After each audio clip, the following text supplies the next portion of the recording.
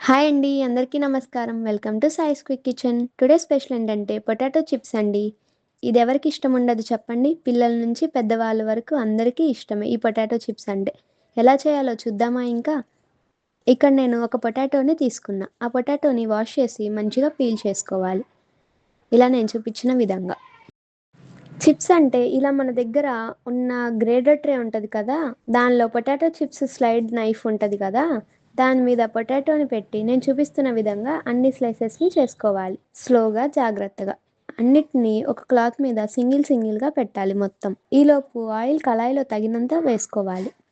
Oil heat అయిన తర్వాత ఈ పొటాటో స్లైసెస్ అన్నీ డ్రై అవ్వాలి నేను చూపిస్తున్నట్టుగా. ఆ తర్వాత ఆయిల్‌లో ఒక్కోటి స్లోగా వేసుకోవాలి అన్నిటిని.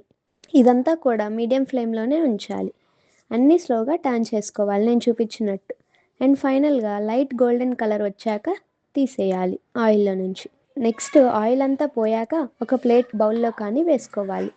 నెక్స్ట్ తగినంత సాల్ట్, కారం వేసుకొని అన్నీ మిక్స్ చేసుకోవాలి.